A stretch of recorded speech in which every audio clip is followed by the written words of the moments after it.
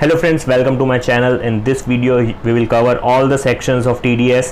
सिर्फ non resident के जो TDS के सेक्शंस है उसके लिए एक सेपरेट वीडियो बन जाएगी, बट उसके अलावा जो भी है वो सारे इस वीडियो में कवर हो जाएंगे। तो सबसे पहले स्टार्ट करते हैं सेक्शन 192 जो कि है सैलरी का। अब सैलरी में कोई भी स्पेसिफिक रेट नहीं दे रखी है, बिकॉज अपन को पता है वो डिपेंड करता है कि वो जो एम्प्लॉय है वो कौन सी स्लैब रेट में आ रहा है। अगर वो हायर टैक्स स्लैब रेट में आ रहा है एंड उसका एवरेज टैक्स रेट जो है वो ज़्यादा आ रहा है, देन ज़्यादा TDS डिडक्ट होगा। अगर कम स्लैब रेट में आ रहा है यानी 5% 20% में आ रहा है, देन उसका एवरेज टैक्स रेट भी कम आएगा एंड उसके अकॉर्डिंग TDS डिडक्ट होगा। एंड पेयर जो है इसमें कौन होगा? एनी पर्सन, कोई भी हो सकता है। पेई कौन होगा? पेई मतलब जिसको पेमेंट की जा रही है, एंड पेयर मतलब जो पेमेंट कर रहा है। तो पेई कौन हो सकता है? एम्प्लॉय, रेजिडेंट भी हो सकता है, नॉन रेजिडेंट भी हो सकता है। लिमिट इसमें कुछ भी नहीं है, अपन को TDS कंसिडर करना ही है, एम्प्लॉयर करेगा ही।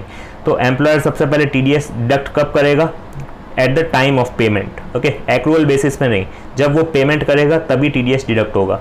एंड अगर एम्प्लॉय 115 BAC ऑप्ट कर रहा है या फिर उसके जो भी डिडक्शंस हैं या एग्जेम्पशंस हैं वो क्लेम कर रहा है, देन उसकी इंफॉर्मेशन वो एम्प्लॉयर को देगा एंड एम्प्लॉयर वो सारे डिडक्शंस एग्जेम्पशंस को कंसिडर करके उसका एवरेज टैक्स रेट निकालेगा एंड उसके अकॉर्डिंग TDS डिडक्ट किया जाएगा। यहाँ पे एक और चीज़ ध्यान रखनी है कि एम्प्लॉयर जो है वो लॉसेस कंसिडर नहीं करेगा एक्सेप्ट जो हाउस प्रॉपर्टी का लॉस होता है। हाउस प्रॉपर्टी में लॉस कब होता है? जब इंटरेस्ट का केस आता है, राइट। इंटरेस्ट जब भी अपन पे करते हैं हाउस प्रॉपर्टी में, अगर कोई लोन ले रखा है हाउस प्रॉपर्टी के ऊपर एंड उसका जो इंटरेस्ट पे करते हैं तो उसके कारण हाउस प्रॉपर्टी में लॉस आ सकता है, तो वो कंसिडर करेगा। उसके अलावा और कोई भी लॉसेस कंसिडर नहीं करेगा एम्प्लॉयर। तो ये एक और चीज़ ध्यान रखनी है। Next section is section 192A जो कि है एम्प्लॉय का जो एक्यूमुलेटेड बैलेंस है PF में, यानी प्रोविडेंट फंड में जो भी एक्यूमुलेटेड बैलेंस है वो जब भी विड्रॉ होता है, देन उस केस में 10% का TDS डिडक्ट होता है। एंड पेयर कौन होगा इसमें? कोई भी पर्सन हो सकता है। पेई यानी जिसको पेमेंट किया जा रहा है वो एम्प्लॉय होगा of course, right. And limit जो है इसमें क्या है? 50,000 और मोर, यानी अगर 50,000 से कम है अमाउंट देन उस केस में TDS डिडक्ट नहीं होगा। अगर 50,000 या उससे ज़्यादा है देन उस केस में TDS डिडक्ट होगा। एंड यहाँ पे भी TDS जो है वो डिडक्ट होगा only at the time of payment, okay. यहाँ पे भी एक्रूअल बेसिस पे नहीं, only at the time of payment he TDS deduct होगा। एंड अगर एम्प्लॉय पैन अपना फर्निश नहीं करता है देन उस केस में TDS जो है वो मैक्सिमम मार्जिनल रेट पे डिडक्ट होगा, न कि 10% पे। नेक्स्ट जो सेक्शन है वो है सेक्शन 193 जो कि है इंटरेस्ट ऑन सिक्योरिटीज़। इसमें स्पेसिफिक टैक्स रेट दे रखी है, यानी TDS की रेट दे रखी है 10%, ओके। यहाँ पे पेयर कोई भी पर्सन हो सकता है, पेई जो है वो रेजिडेंट पर्सन होगा ओनली। यहाँ पे एक चीज़ ध्यान रखना, जो सेक्शन 192 था एंड सेक्शन 192A है, इन दोनों में रेजिडेंट और नॉन रेजिडेंट दोनों में से कोई भी हो सकता है एम्प्लॉय। बट अब से जो सेक्शंस आ रहे हैं सेक्शन 193, इसमें जो पेई है यानी जिसको पेमेंट की जा रही है वो रेजिडेंट पर्सन होना चाहिए, तभी TDS डिडक्ट होगा, अदरवाइज नहीं होगा। एंड स्पेसिफिक टैक्स रेट दे रखी है 10%। बट सेक्शन 193 में भी कुछ एक्सेप्शंस दे रखे हैं। इन TDS जो है वो डिडक्ट नहीं किया जाएगा अगर जो डिबेंचर्स हैं वो इशू किए हैं किसने? पब्लिक कंपनी ने। एंड इंटरेस्ट पे किया जा रहा है किसको? इंडिविजुअल या HUF को। एंड वो जो इंटरेस्ट का अमाउंट है वो 5,000 से ज़्यादा नहीं है, देन उस केस में TDS डिडक्ट नहीं किया जाएगा। बट एक और कंडीशन है कि वो जो इंटरेस्ट का अमाउंट है 5,000 वो अकाउंट पे चेक के थ्रू इंडिविजुअल HUF को मिलना चाहिए, या फिर कोई भी डिजिटल मोड भी हो सकता है, बट 5,000 से ज़्यादा नहीं होना चाहिए। अप टू 5,000 होगा देन उस केस में TDS डिडक्ट नहीं होगा, ओके। एंड और भी कई सारे एक्सेप्शंस हैं, like life insurance company, other insurers जो है उनको इंटरेस्ट दिया जा रहा है, उस केस में भी TDS डिडक्ट नहीं होगा। या फिर जो नेशनल डेवलपमेंट बॉन्ड्स हैं उसका interest, 7 year national saving certificate उसका इंटरेस्ट, 54 EC में जो कैपिटल गेन बॉन्ड्स आते हैं जो इशू कौन करता है? पावर फाइनेंस कॉर्पोरेशन लिमिटेड या फिर IRFC, Indian railway finance corporation limited, okay. तो इसी तरह कई सारे एक लिस्ट है, आप देख सकते हैं डिटेल में सेक्शन 193 सर्च करके। तो वो एक्सेप्शंस हैं, उसके अलावा TDS डिडक्ट होगा। तो मेनली जो एक्सेप्शन है जो आपको ध्यान में रखना है वो यही है कि जो पब्लिक कंपनी है इशू करती है डिबेंचर्स, एंड जो इंटरेस्ट पे किया जाता है किसको? इंडिविजुअल HUF को, जो अमाउंट एक्सीड नहीं हो रहा है 5,000 से एंड पेमेंट हो रही है उसकी अकाउंट पे चेक के थ्रू, देन उस केस में TDS डिडक्ट नहीं होगा, ओके। तो ये एक एक्सेप्शन ध्यान रखना है। बाकी कुछ लिस्ट है उन पे TDS एप्लीकेबल नहीं होता है, ओके। नेक्स्ट इज सेक्शन 194 जो कि है डिविडेंड का। तो इसमें भी जो TDS की रेट है वो 10% ही है। एंड यहाँ पे पेयर कौन होगा, डोमेस्टिक कंपनी। ओके, यानी ये चीज़ ध्यान रखनी है, जो पेमेंट कौन करेगा, डोमेस्टिक कंपनी। किसकी, डिविडेंड की पेमेंट। और किसको करेगा, किसको करेगी कंपनी, रेजिडेंट पर्सन को। यहाँ पे भी रेजिडेंट की बात आ रही है। एंड लिमिट यहाँ पे शो नहीं कर रही है, बट लिमिट ओनली एक केस में है, जब इंडिविजुअल को पेमेंट किया जा रहा है। अगर किसी इंडिविजुअल को डिविडेंड का पेमेंट किया जा रहा है एंड अप टू 5000 है in a previous year, then उस केस में TDS डिडक्ट नहीं करेंगे। बट अगर 5000 से ज़्यादा हो जाता है देन उस केस में डिडक्ट करेंगे। बट ये केस ओनली इंडिविजुअल का है। अगर अदर देन इंडिविजुअल किसी को भी डिविडेंड का पेमेंट किया जा रहा है देन कंपल्सरी TDS डिडक्ट करेगी ही डोमेस्टिक कंपनी। ओके, तो और TDS जो है वो डिडक्ट कब किया जाएगा, at the time of payment. और जो TDS है डिडक्ट नहीं करेंगे अगर डिविडेंड का पेमेंट किसको किया जा रहा है, लाइफ इंश्योरेंस कंपनी या जनरल इंश्योरेंस कंपनी या कोई भी अदर इंश्योरर, बट प्रोवाइडेड कि वो जो शेयर्स हैं वो उसने खुद ने ओन करके रखे हैं। यानी फॉर एग्जांपल LIC ने रिलायंस के शेयर्स ओन करके रखे हैं, देन उस केस में रिलायंस जो भी पेमेंट करेगा डिविडेंड का लाइफ इंश्योरेंस कंपनी को, तो वो TDS डिडक्ट नहीं करेगा, बिकॉज ये एक्सेप्शंस में है। LIC या जनरल इंश्योरेंस कंपनी या अदर इंश्योरर्स जो है उनको अगर डिविडेंड का पेमेंट किया जा रहा है देन TDS डिडक्ट नहीं करना है। और एक और केस में डिविडेंड का जो पेमेंट होगा वो डिडक्ट नहीं किया जाएगा अगर जो बिजनेस ट्रस्ट का, अगर आपको कॉन्सेप्ट पता हो तो स्पेशल पर्पस व्हीकल एक होता है, वो अगर बिजनेस ट्रस्ट को पेमेंट करता है देन ऑल्सो उस केस में TDS डिडक्ट नहीं किया जाएगा। ये अपन डिटेल में पढ़ लेंगे बिजनेस ट्रस्ट वाले चैप्टर में, तो उस केस में भी TDS डिडक्ट नहीं होगा। स्पेशल पर्पस व्हीकल बेसिकली एक तरह से इन्वेस्टमेंट होता है जो बिजनेस ट्रस्ट करता है किसी पर्टिकुलर कंपनी में। ओके, तो वो कंपनी जब डिविडेंड का पेमेंट करती है बिजनेस ट्रस्ट को देन उस केस में TDS डिडक्ट नहीं होगा। ये सिंपल सा एक एक्सेप्शन है। ओके, तो ये था section 194। Next section is 194A जो कि है इंटरेस्ट का।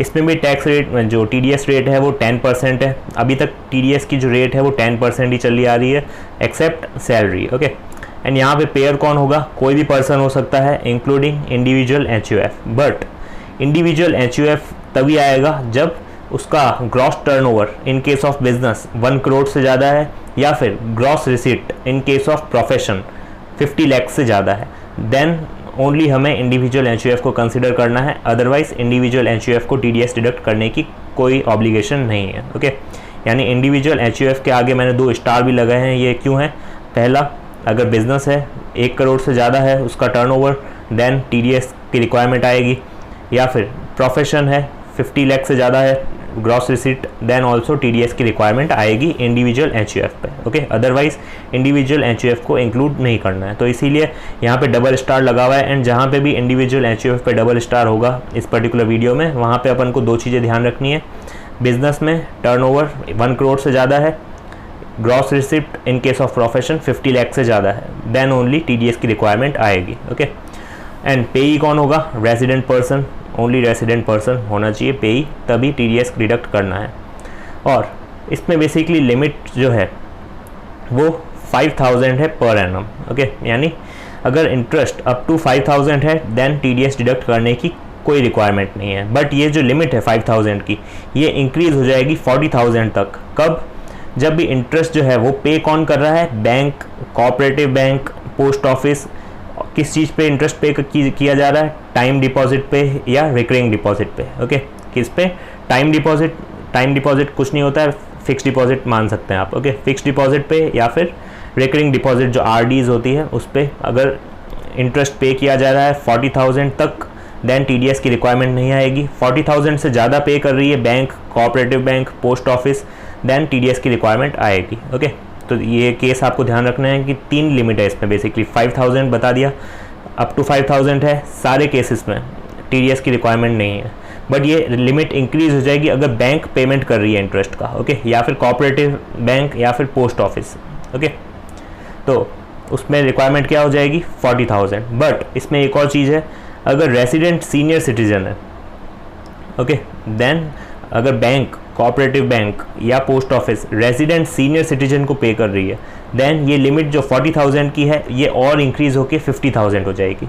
तो 3 लिमिट है सेक्शन 194A में, पहला 5000, दूसरा 40000, तीसरा 50000। ओके, तो 50000 लिखा हुआ नहीं है, आप यहाँ पे चेक कर लेना, मतलब लिख लेना 50000 only in case of resident senior citizen. वो कौन से केस में, जब बैंक इंटरेस्ट पे करती है या कोऑपरेटिव बैंक या पोस्ट ऑफिस। तो ये था सेक्शन 194A। अब इसमें कुछ और एक्सेप्शंस दे रखे हैं कि TDS डिडक्ट नहीं होगा। कब?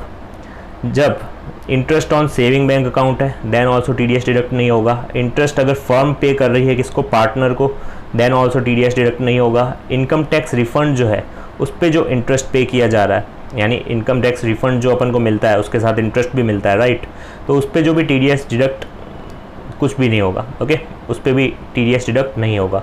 या एक ZCB होता है, ज़ीरो कूपन बॉन्ड, उस पर भी TDS डिडक्ट नहीं किया जाएगा।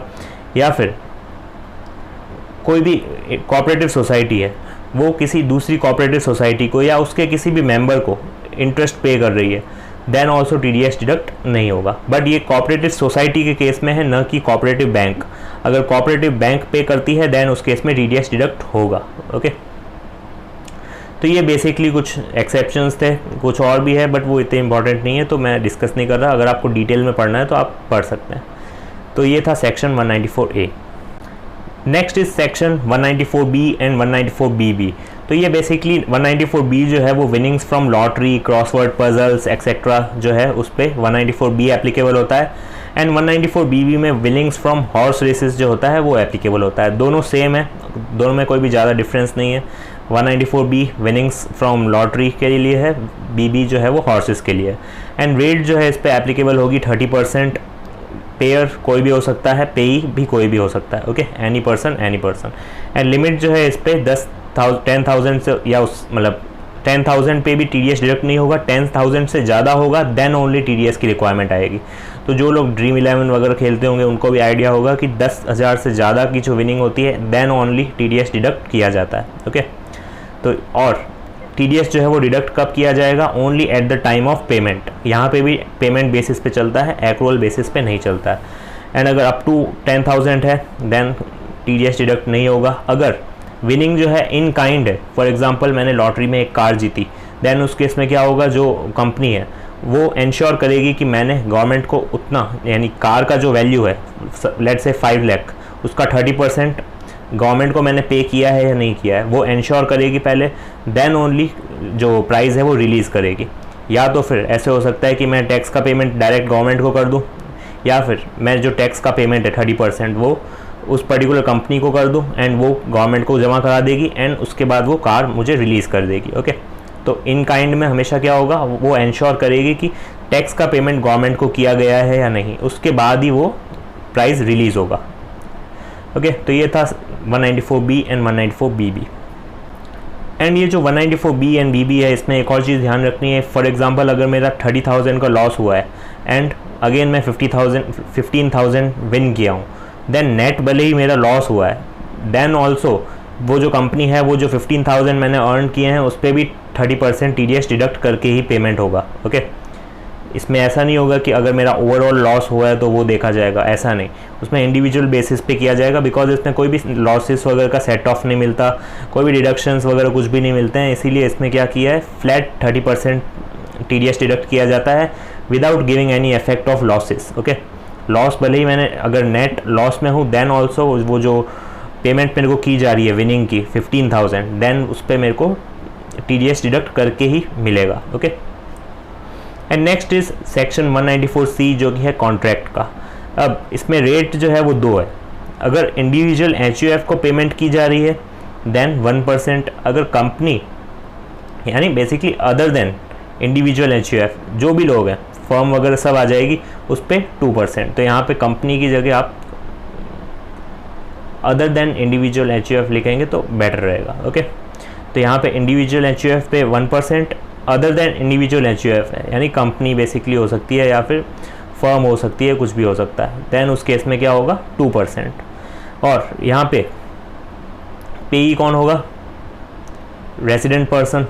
पेयर कौन होगा, कोई भी पर्सन हो सकता है, but individual HUF again 2 star दे रखे हैं। इसका मतलब क्या है, इंडिविजुअल HUF को तभी इंक्लूड करना है अगर in case of business 1 crore से ज़्यादा टर्नओवर है, in case of profession 50 lakh से ज़्यादा ग्रॉस रिसीट है, देन ओनली इंडिविजुअल HUF पे रिक्वायरमेंट आएगी to deduct TDS। Okay, and limit जो है इसमें क्या है, अगर सिंगल कॉन्ट्रैक्ट किसी भी को भी दिया है देन उसकी वैल्यू अप टू 30,000 है, देन नो TDS। अगर 30,000 से ज़्यादा हो जाती है, सिंगल कॉन्ट्रैक्ट की बात की जा रही है, अगर 30,000 से ज़्यादा हो जाती है देन उस केस में TDS डिडक्ट होगा। अब वो डिपेंड करता है, वो सामने वाला पर्सन इंडिविजुअल HUF है देन 1% TDS डिडक्ट होगा। अगर अदर देन इंडिविजुअल HUF है देन उस केस में 2% डिडक्ट होगा। ओके, या फिर एग्रीगेट कॉन्ट्रैक्ट, यानी एक पर्टिकुलर प्रीवियस ईयर में अगर एग्रीगेट कॉन्ट्रैक्ट जो है वो 1 लाख से ज़्यादा हो रहा है, यानी एक्सीड किया जा रहा है 1 लाख से, देन ऑल्सो जैसे ही 1 लाख से एक्सीड होगा, सपोज 1,01,000 हो गया, देन पूरे 1,01,000 पे उस पर्टिकुलर टाइम पे क्या किया जाएगा, TDS डिडक्ट किया जाएगा। ओके, तो दो लिमिट अपन को देखनी है, दोनों में से कोई भी फुलफिल होती है TDS उस टाइम पे अपन को डिडक्ट करना पड़ेगा। पहला 30,000 in case of single contract, up to 30,000 है, नो TDS, 30,000 से ज़्यादा हुआ पूरे अमाउंट पे TDS डिडक्ट होगा। एग्रीगेट कॉन्ट्रैक्ट 1 लाख तक है, टोटल छोटे छोटे कॉन्ट्रैक्ट्स मिला के अगर 1 लाख तक है, नो TDS। जैसे ही जिस पर्टिकुलर मंथ में 1 लाख से ज़्यादा हुआ पूरे अमाउंट पे TDS डिडक्ट हो जाएगा। वो डिपेंड करेगा, सामने वाला इंडिविजुअल HUF है then 1%, other than individual HUF है देन 2%। सिंपल। अब कुछ पॉइंट्स दे रखे हैं, जैसे कि इसमें कॉन्ट्रैक्ट में क्या क्या आएगा, advertisement, broadcasting, telecasting, including production of programs जो होते हैं वो भी, कैरिज ऑफ गुड्स, पैसेंजर जो ट्रांसपोर्ट में होते हैं वो भी 194C में आते हैं। उसका एक एक्सेप्शन भी है, वो मैं आगे बताऊंगा। Catering services, manufacturing, supplying of product as per the specification of customer using the raw material provided by that customers. Let's say मैंने किसी पर्टिकुलर पर्सन को कॉन्ट्रैक्ट दिया एंड उसमें मेरे को रॉ मटेरियल भी उसको देना है, मैं खुद रॉ मटेरियल उसको दूंगा, वो उस पर कुछ प्रोसेस करके कुछ भी करके मेरे को वापस वो मॉडिफाइड प्रोडक्ट देगा, तो इसको भी एक तरह से कॉन्ट्रैक्ट कहा जाएगा। ओके, और TDS जो है वो ट्रांसपोर्ट के केस में नहीं कटेगा अगर वो जो ट्रांसपोर्टर है 10 व्हीकल से ज़्यादा ओन नहीं करता है in a particular financial year, and वो अपन को क्या कर रहा है, डिक्लेरेशन दे रहा है विद हिज पैन कि वो जो है 10 व्हीकल से ज़्यादा ओन नहीं कर रहा है, देन उस केस में हम उसका TDS डिडक्ट नहीं करेंगे। सिंपल। ओके, एंड उसके आगे जो कुछ क्लैरिफिकेशंस वगैरह दे रखे हैं वो आप खुद रीड कर लेना, इतने इंपॉर्टेंट नहीं है। नेक्स्ट अब कुछ कमीशंस के सेक्शंस हैं, तो वो है section 194D, 194G and 194H। तो इन तीनों में ही जो लिमिट है वो 15,000 की है एंड रेट भी तीनों में ही 5% की है। अब यहाँ पे 194D की बात करें तो जो इंश्योरेंस एजेंट है उनको जो भी कमीशन पे की जाती है देन उसमें 15,000 तक है, देन उस केस में नो TDS। 15,000 से ज़्यादा है देन उस केस में TDS डिडक्ट किया जाता है eight the rate of 5%। And यहाँ पे पेई कौन होगा, resident person. Okay, second 194G जो कि है लॉटरी एजेंट। जैसे कि इंश्योरेंस एजेंट था वैसे ही लॉटरी एजेंट है, उसको जो कमीशन पे की जाती है वो भी 15,000 की लिमिट है, उससे ज़्यादा अगर पे की जा रही है देन TDS डिडक्ट किया जाता है eight the rate of 5%। But lottery की जब भी बात आती है वहाँ पे रेजिडेंट नॉन रेजिडेंट नहीं देखा जाता, वहाँ पे एनी पर्सन कर दिया जाता है। जैसे कि वहाँ पे 194B भी और 194B में भी कोई भी जो पेई है एनी पर्सन था, रेजिडेंट जरूरी नहीं है। सेम उसी तरह लॉटरी एजेंट में भी एनी पर्सन कोई भी हो सकता है, रेजिडेंट नॉन रेजिडेंट, उससे कोई फ़र्क नहीं पड़ेगा। 15,000 से ज़्यादा का अमाउंट अगर एज ए लॉटरी एजेंट को कमीशन दी जा रही है देन उस केस में TDS डिडक्ट होगा। नेक्स्ट 194H, ये इंपॉर्टेंट है बिकॉज इसमें जो इंडिविजुअल HUF था उस पर एप्लीकेबिलिटी कब आएगी, डबल स्टार, यानी अगर बिजनेस है उसका टर्नओवर उसका 1 करोड़ से ज़्यादा है देन एप्लीकेबल हो जाएगा, या फिर उसका प्रोफेशन है ग्रॉस रिसीट 50 लाख से ज़्यादा है देन ऑल्सो उस पर एप्लीकेबल हो जाएगा। लिमिट वही है 15,000 एंड 5%। सिंपल। और यहाँ पे जो पेई है वो रेजिडेंट पर्सन होगा तभी TDS की रिक्वायरमेंट आएगी, अदरवाइज नहीं आएगी। ओके, और अब एक और बात करें तो ये जो LIC कंपनी की जो मैच्योरिटी रिसीट होती है, यानी जो जैसे ही अपनी पॉलिसी मैच्योर हो जाती है तो उसका जब अपन को लमसम अमाउंट मिलता है देन उस केस में भी TDS डिडक्ट किया जाता है। ये कौन करेगा TDS डिडक्ट, जो पेमेंट कर रहा है, राइट, वो कोई भी पर्सन हो सकता है, इंश्योरेंस कंपनी होगी। तो रेट जो है उस पर 5% एप्लीकेबल होगी, बट लिमिट क्या होगी उसकी, 1 लाख या उससे ज़्यादा। ओके, अगर 1 लाख से कम है अमाउंट देन उस केस में TDS की रिक्वायरमेंट नहीं आएगी, बट 1 लाख से ज़्यादा है देन TDS की रिक्वायरमेंट आएगी। बट इसमें भी कुछ एक्सेप्शंस हैं, अगर जो मैच्योरिटी अमाउंट है वो एग्जेम्प्ट है अंडर सेक्शन 1010D। वहाँ पे एग्जेम्प्ट कब होता है, जब अपन जो एनुअल प्रीमियम पे करते हैं वो अगर up to 10% of the sum assured है देन वो एग्जाम्प्ट होता है, एंड अगर वो एग्जाम्प्ट है देन टीडीएस की रिक्वायरमेंट भी नहीं आएगी, यानी टीडीएस डिडक्ट नहीं होगा। और इस पे जो ये 10% की लिमिट है यानी 10% ऑफ सम एश्योर्ड, ये 20% हो जाएगी कब, बिकॉज वो 1 अप्रैल 2012 के पहले की जो पॉलिसीज़ है उस 20% देखा जाता है। तो उस केस में अगर वो एग्जाम्प्ट है देन यहाँ पे भी एग्जाम्प्ट रहेगा, 194 DA में टीडीएस डिडक्ट नहीं किया जाएगा, simple. And in this section जो टीडीएस है वो ओनली इनकम कंपोनेंट पे दिया जाएगा। अब इनकम कंपोनेंट कैसे निकालेंगे, जो मैच्योरिटी अमाउंट है उसमें से माइनस कर देंगे जो प्रीमियम पे कर दिया अपन ने, राइट, तो वो इनकम कंपोनेंट आ जाएगा एंड उसी पे टीडीएस डिडक्ट किया जाएगा, कितना, 5%। नेक्स्ट अब बात करते हैं सेक्शन 194I जो कि है रेंट का। अब रेंट में भी 2 रेट है, पहला प्लांट एंड मशीनरी अगर रेंट पे दे रहे हैं देन 2%, या फिर लैंड एंड बिल्डिंग अगर रेंट पे दे रहे हैं देन उस केस में 10%। तो रेंट जब भी अपन पे करेंगे उस केस में क्या होगा, प्लांट एंड मशीनरी का अगर अपन ने रेंट पे किया देन अगर amount in a particular financial year 2,40,000 से ज़्यादा है देन उस केस में 2% अपन को डिडक्ट करके देना है जितना भी अपन ने रेंट पे किया है फॉर प्लांट एंड मशीनरी। और अगर लैंड एंड बिल्डिंग के केस में अपन रेंट पे कर रहे हैं देन ऑल्सो सेम लिमिट है 2,40,000, बट ये जो लिमिट है वो एग्रीगेट लिमिट है, यानी जो प्लांट एंड मशीनरी है, लैंड एंड बिल्डिंग है, दोनों के केस में जो भी रेंट अपन पे कर रहे हैं उस पर्टिकुलर पर्सन को, तो उन दोनों को कंबाइन करके देखा जाएगा। अगर 2,40,000 से ज़्यादा है देन टीडीएस की एप्लीकेशन आ जाएगी, बट टीडीएस जो डिडक्ट होगा वो प्लांट एंड मशीनरी पे 2% का होगा एंड लैंड एंड बिल्डिंग पे 10% का होगा, यानी टीडीएस की रेट तो अलग अलग इंडिविजुअल ही रहेगी, बट अमाउंट जो एग्रीगेट है वो अपन चेक करेंगे इन दिस 2,40,000 की लिमिट में, ओके। एंड यहाँ पे भी जो पेयर है वो एनी पर्सन होगा, बट इंडिविजुअल एचयूएफ को कब इंक्लूड करेंगे अपन, अगर उसका बिजनेस का टर्नओवर 1 करोड़ से ज़्यादा है, या फिर इन केस ऑफ प्रोफेशन 50 लाख से ज़्यादा ग्रॉस रिसीट है, एंड पेई रेजिडेंट पर्सन होगा, सिंपल, ओके। तो रेंट में ये सिंपल सी बात थी। Next is 194IA।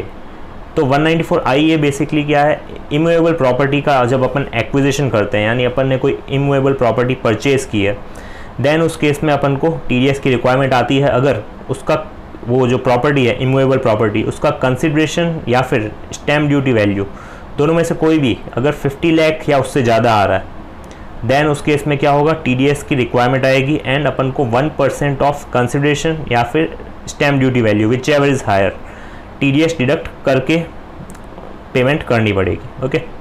और पेयर इसमें कौन होगा, एनी पर्सन, कोई भी हो सकता है। पेई कौन होगा, रेजिडेंट पर्सन, सिंपल। तो टीडीएस कितना, 1% एंड लिमिट क्या है 50 लाख या उससे ज़्यादा, okay. Next is section 194IB। तो इसमें भी बेसिकली रेंट का ही पॉइंट है, इमूवेबल प्रॉपर्टी का जो रेंट है उसी का पॉइंट है, बट यहाँ पे जो टीडीएस रेट है वो 5% है एंड यहाँ पे सिर्फ वो इंडिविजुअल एचयूएफ आते हैं जो यहाँ पे नहीं आते। ये जो रेंट का अपन ने पढ़ा था 194I, यहाँ पे अपन ने देखा था कि इंडिविजुअल एचयूएफ ओनली तब आएंगे जब बिजनेस है उनका और वो 1 करोड़ से ज़्यादा का टर्नओवर है या फिर ग्रॉस रिसीट 50 लाख से ज़्यादा है, देन ओनली 194I में कवर होते थे, राइट। बट अगर वो यहाँ पे इंडिविजुअल एचयूएफ कवर नहीं हो रहे हैं तो वो यहाँ पे कवर हो जाएंगे। कब कवर हो जाएंगे, अगर जो मंथली रेंट है वो 50,000 से ज़्यादा का है, किसका, इमूवेबल प्रॉपर्टी का। प्लांट एंड मशीनरी को यहाँ पे इंक्लूड नहीं किया गया है, यानी जो इमूवेबल प्रॉपर्टी है उसका अगर रेंट 50,000 या उससे ज़्यादा है, सॉरी 50,000 से ज़्यादा है देन टीडीएस डिडक्ट किया जाएगा 5%, ओके। एंड एक और स्पेशल पॉइंट है इसमें, जो टीडीएस डिडक्ट कब किया जाएगा, जो लास्ट मंथ का रेंट है, यानी या तो अगर मिडल ऑफ द ईयर में उसने प्रॉपर्टी वेकेंट कर दी देन उस पर्टिकुलर मंथ में टीडीएस डिडक्ट किया जाएगा, या फिर प्रॉपर्टी वेकेंट नहीं की, वो ईयर एंड तक थी, देन जो लास्ट मंथ है मार्च वहाँ पे टीडीएस डिडक्ट किया जाएगा। अब टीडीएस का अमाउंट कभी भी वो जो लास्ट मंथ का रेंट है उससे ज़्यादा नहीं हो सकता, ये सिंपल सा पॉइंट दे रखा है 194IB में, ओके। तो ये एप्लीकेबल किस पे है, ओनली इंडिविजुअल एचयूएफ जो 194I में कवर नहीं होते, simple. And next is 194IC जो कि consideration under joint development agreement जो होता है, जो अपन ने 45(5)A में भी कभी पढ़ा हो, कैपिटल गेन के केस में अपन ने पढ़ा होगा।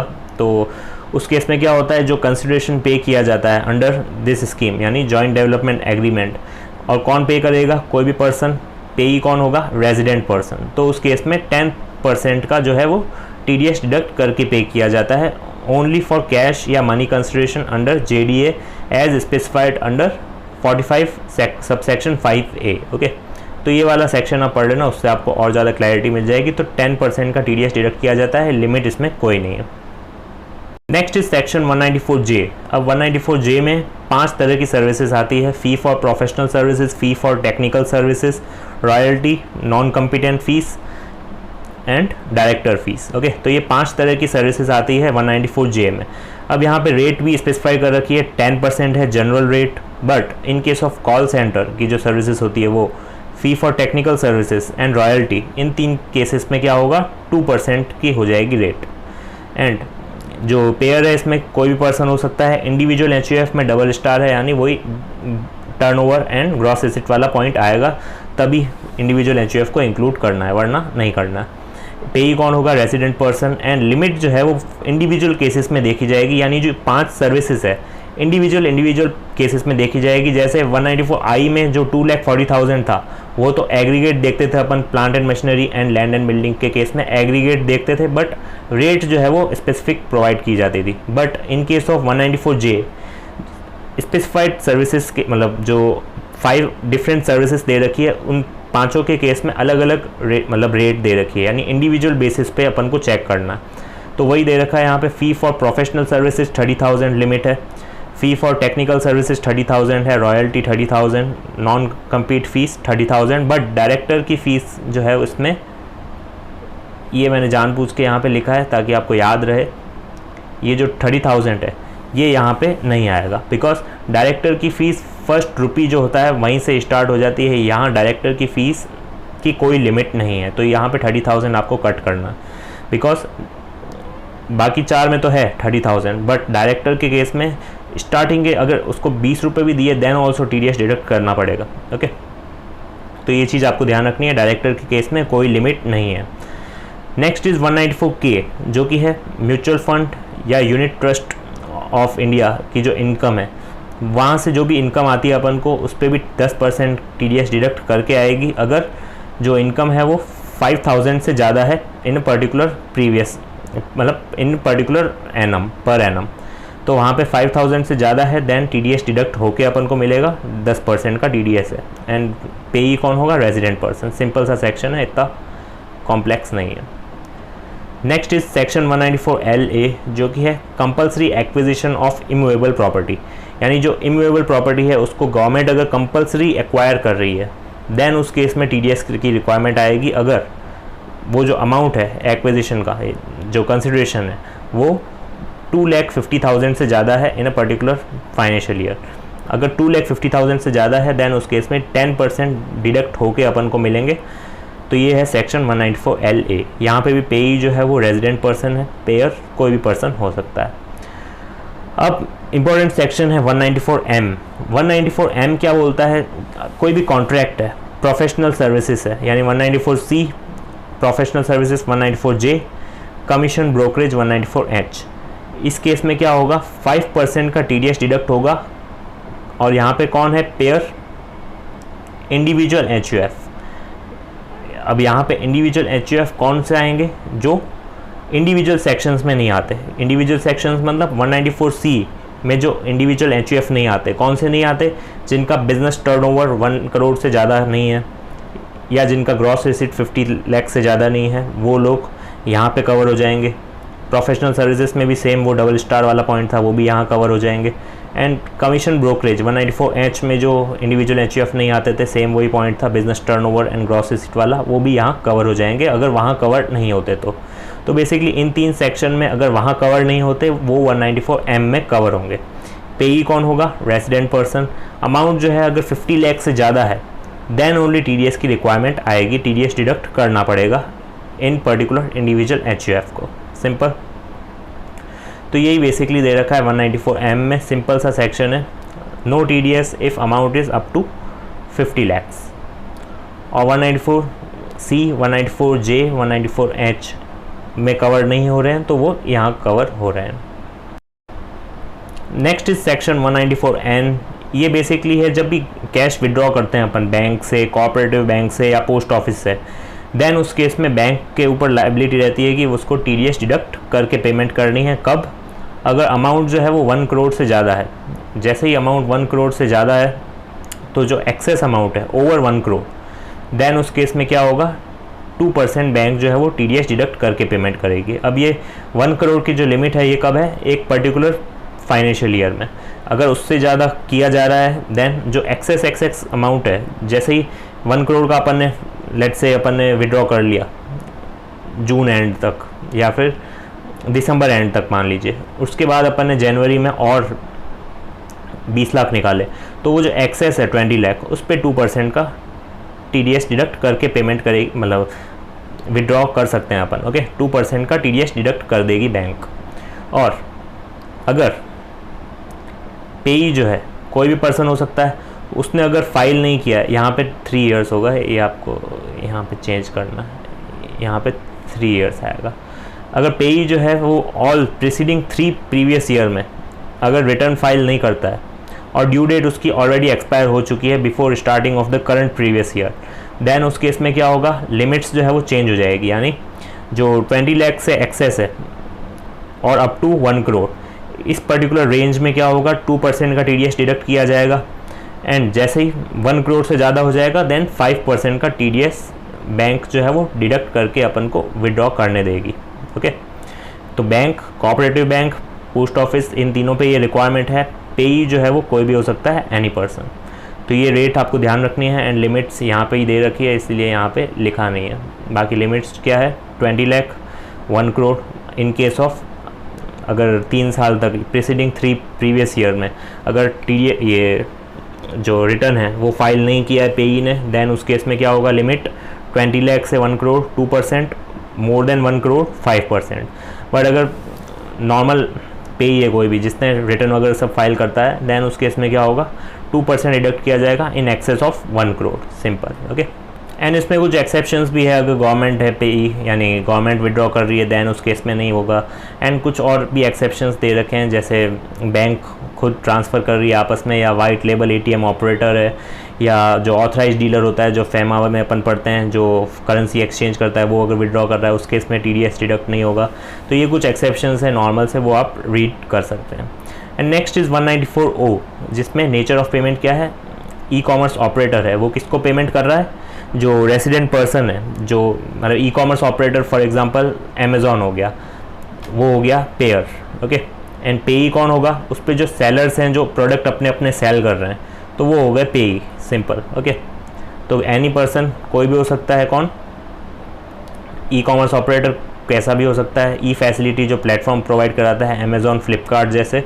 एंड पेई कौन हो गया, रेजिडेंट पर्सन जो पार्टिसिपेट करता है in selling goods, okay, through e-commerce facility या प्लेटफॉर्म।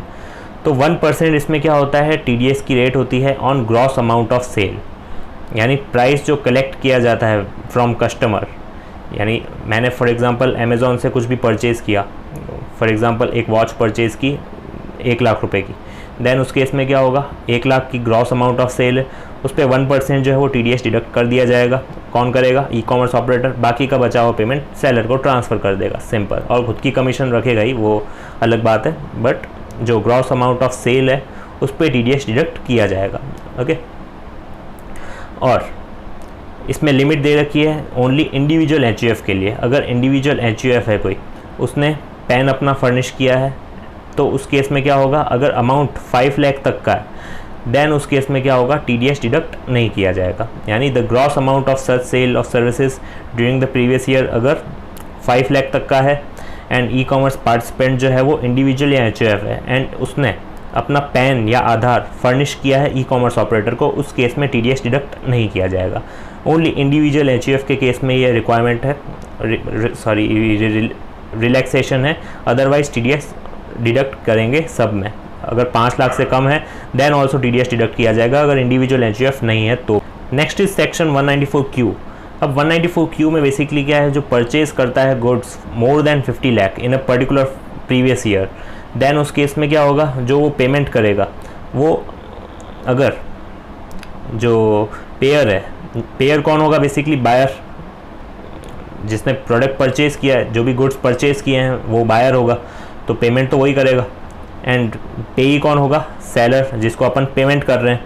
तो लिमिट इसमें क्या है, 50 लाख। अगर 50 लाख से ज़्यादा का पेमेंट किया, यानी परचेज किया अपन ने गुड्स मोर देन 50 लाख, तो 0.1% TDS डिडक्ट होगा 194Q में in excess of 50 lakh. Let say अपन ने 60 लाख का गुड्स परचेज किया, देन उस केस में क्या होगा, जो एक्सेस है यानी 10 लाख का जो एक्सेस है उस पर 0.1% TDS डिडक्ट करने की ऑब्लिगेशन आएगी बायर पे। ओके, एंड पेई कौन होगा, सेलर। तो ये सिंपल सा था। अब इसमें एक और चीज़, जो TCS में अपन ने, जो लास्ट वीडियो थी मेरी, उसमें TCS में अपन ने 206C1H में भी पढ़ा था कि TCS के प्रोविजंस अप्लाई होते हैं सेलर पे, वो TCS कलेक्ट करता है 0.1%, बट सेक्शन 194Q प्रिवेल करेगा अगर ये दोनों अप्लाई होते हैं। तो अगर सेलर का भी टर्नओवर 10 करोड़ से ज़्यादा है, बायर का भी टर्नओवर 10 करोड़ से ज़्यादा है, देन उस केस में क्या होगा, जो 194Q है वो एप्लीकेबल होगा इस केस में, एंड बायर जो है वो TDS डिडक्ट करके पेमेंट करेगा, TCS की रिक्वायरमेंट नहीं आएगी। ओके, अगर 206C1H अप्लाई होता है तो। ओके,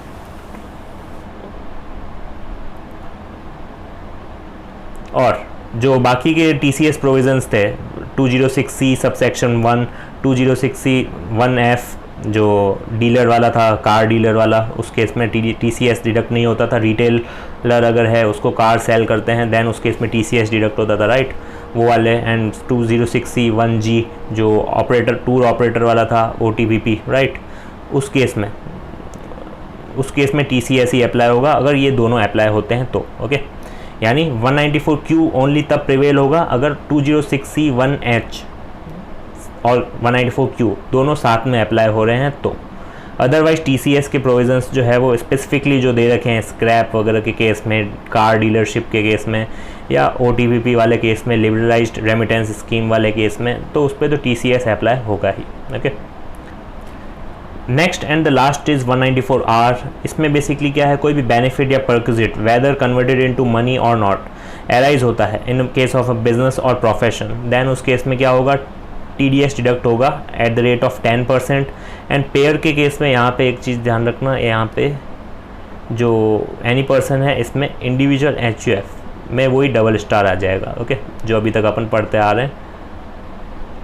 ओके, जो बिजनेस टर्नओवर उसका 1 करोड़ से ज़्यादा है तो ही लेंगे, ग्रॉस रिसीट 50 लाख से ज़्यादा है तो ही इस पर्टिकुलर सेक्शन में लायबल होगा वो। और जो रेसिडेंट पर्सन है वो पे ही होगा, एंड लिमिट इसमें क्या है, 20,000। अगर अप टू 20,000 बेनिफिट या परक्विजिट कोई भी प्रोवाइड कर रहे हैं in a particular previous year, then there is no requirement of TDS, but अगर उससे ज़्यादा हुआ देन TDS की रिक्वायरमेंट आ जाएगी।